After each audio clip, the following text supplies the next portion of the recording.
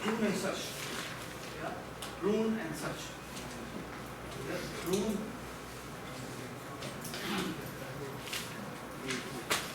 and such.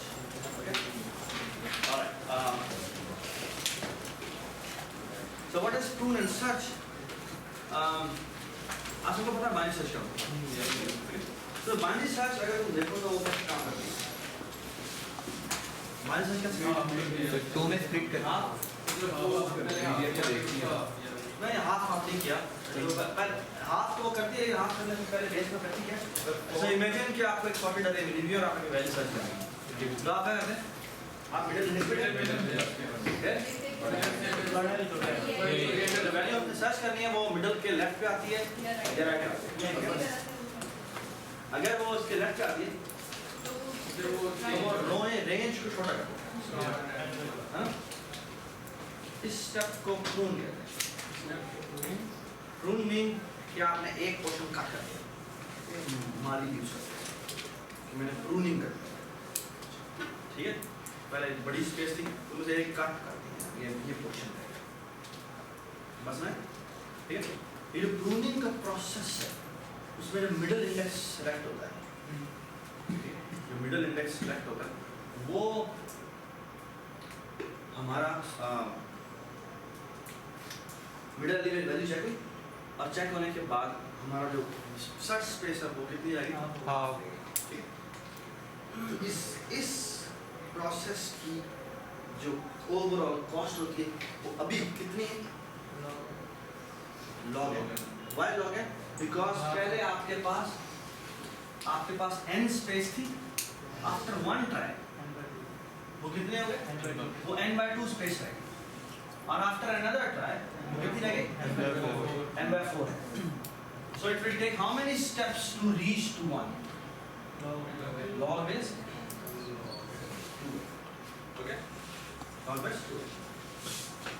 You want to know?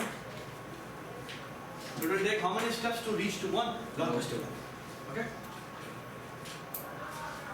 एक बार बड़ी मजेदार इसी में एक हमने अपने पीएफ में एग्जांपल भी की थी। इसमें हमारे पास ना एक आपके पास n बॉल्स हैं, और n बॉल्स में से आपने उसमें एक बॉल हैवी है और बाकी सारी की सारी का वेट सेम। ओके, तो वो बॉल आप कैसे निकालेंगे?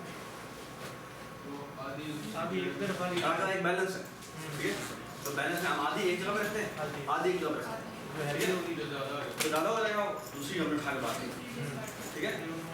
तो कितने स्टेप्स लगेंगे to reach to 1? Log base 2 है, हाँ? एक मिनट, इससे बेहतर हो सकता है, इससे भी बेहतर हो सकता है।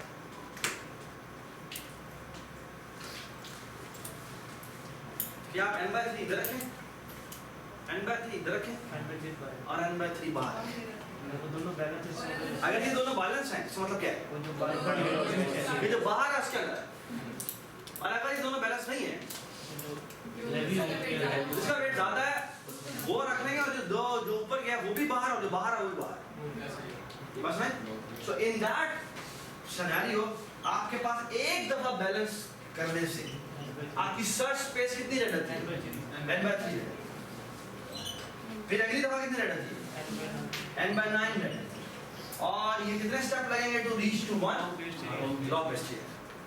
ओके, सर इसको बाइनरी तो बाइनरी से टर्शरी है, इसको टर्शरी सर्च प्रूव भी नहीं कर रहे हैं, नहीं, ये भी प्रूव करा, ये भी कर बिल्कुल प्रूव का मतलब ये है कि आपने सर्च स्पेस कट कर दी, आपने थोड़ी सी स्पेस, ठीक है।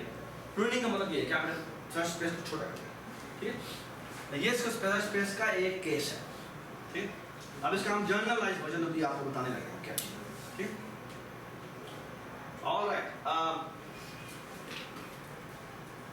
सो फार सो गुड, इसमें तो मतलब नहीं, ओके। ऑलराइट, इसके अलावा एक छोटी सी चीज और है, वो कुछ इस तरह की है कि मैं एक सीरीज लिख रहा हूँ आपको बताने के लिए। सीरीज जो है वो किसके बराबर है?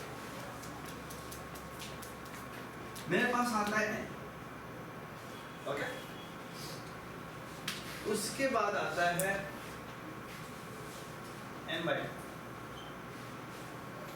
ओके। और फिर आता है n by 4 और फिर आता है n by 6 और ये हम पहुंच गए इसको ज्योमेट्रिक सीरीज। ये सीरीज किसके बराबर? ये less than 2 n by 3। Okay, this is less than और equal to 2। Okay, can anybody give me the proof? Yes box वाली जो यस, वो बॉक्स है। इसको अगर तुम देखो तो ये मैं n कॉमन निकाल सकता हूं। तो ये कितना हो जाएगा 1, ये कितना हो जाएगा 1 by 2, ये कितना हो जाएगा 1 by 4, ये हो जाएगा 1 by 8 प्लस टाटा। ठीक, ये आपके लिए क्वांटिटी बहुत छोटी रहेगी, तकरीबन 1 by 8, ऑलमोस्ट ये डिफाइन अप है ना। अगर प्रूफ बड़ा सिंपल है कि तुम ये एक बॉक्स बनाओ, ठीक है, इसको तुम कहो ये 1 by 1 डायमेंशन का है, ओके, और ये एक और बॉक्स है, ठीक है, ये भी 1 by 1 डायमेंशन का है, ठीक है, मेक सेंस? ऑलराइट, अगर मैं अब इस क्वांटिटी को निकालूं तो ये 1 है, 1 का मतलब मैं ये शेड कर दूं, मेक सेंस? उसके बाद क्या हाफ, हाफ का मतलब है मैं एक्चुअली इसको शेड कर दूं, डज इट मेक सेंस? उसके बाद क्या है, ये कट हो गया, ये कट हो गया, ये क्या है 1/4 का मतलब मैं इसका फोर्स कर दूं, ये बस ना, यदि बेस सेम ही है बस हाइट थोड़ी हमने हाफ 1 by 4 ठीक है। ये हो गया 1 by 8, 1 by 8 मतलब क्या, मैं इसका भी हाफ कर दूंगा, ये बस में, ये भी क्या, अगला क्या 1 by 16 तो मैं उसका हाफ कर दूंगा, बस में, it will never fill up, bus में, क्योंकि अगली क्वांटिटी का हमारे पास जो रिमेनिंग, जब हम 1 फिल करते हैं तो 1 ही बाकी बच जाता है, जब हम हाफ फिल करते हैं तो हाफ बाकी बच जाता है, और जब हम हाफ का हाफ फिल करते हैं यानी तो हमारा हाफ बचा होता है, उसका हाफ जो होता है वो 1 by 4 होता है, तो फिर क्वार्टर बाकी बच जाता है, तो कभी भी वो ये फिल नहीं होगा। तो this quantity is obviously less than 2n, okay, less than और इक्वल टू 2n करते हैं अगर ये एक line approach to n, okay, make sense? जो मजेदार बात है वो इससे अगली है, वो ये कि अगर मैं ये करूं,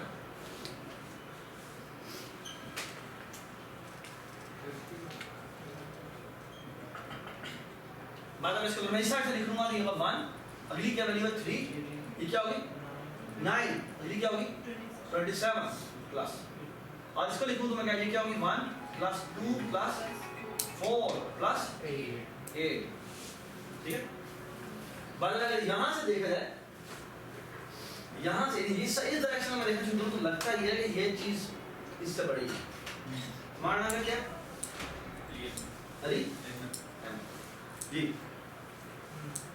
आपको लग रहा है कि ये 1 से बराबर है, 3 और 2 में कौन बड़ा है ना, 3 बड़ा, 9 और 4 में कौन बड़ा है, लगता है कि ये वाली सीक्वेंस बड़ी होगी, है ना, ये लगता है, लेकिन ये बड़ी नहीं होती, उससे छोटी होती है, उससे भी छोटी होती है, क्योंकि अगर आप इस डायरेक्शन से देखें तो आपको ज्यादा पता लगेगा, और ये देखें ये क्या है, ये कितना है n, ये कितना है n by 3, और ये कितना है n by 2, कौन सी वैल्यू छोटी है n by 3 छोटी, और अगली वैल्यू n by 9 है और वो अगली n by 4 है, obviously this quantity is larger, और इसका भी प्रूफ बड़ा सिंपल है कि यही अगर मैं दो बॉक्स बना दूं, ठीक है, तो ये n हमारा शेड हुआ, n by 3 के लिए हमारे इसका थर्ड पार्ट शेड हुआ, पहले हमारा हाफ पार्ट शेड हुआ, तो हमारा 1 by 3 शेड हुआ, और अगली क्या है n by 9 which means वो इसका भी थोड़ा सा वो बहुत ज्यादा लंबा बचता है, तो एक्चुअली दोबारा फिर तो this is obviously less then, so less than 2 actually, we can say that this summation, दूसरे में अगर n हम कॉमन निकालें तो this is n 1 plus 1 by 3 plus 1 by 3 square plus the top plus 1 by n, and that is also less than, okay, actually 2 से ऊपर आप जो मर्जी फैक्टर ले लीजिए, okay, this quantity will always be less than 2, okay, this quantity is always less than 2, does it make sense, ठीक है। Does it make sense? All right. All right.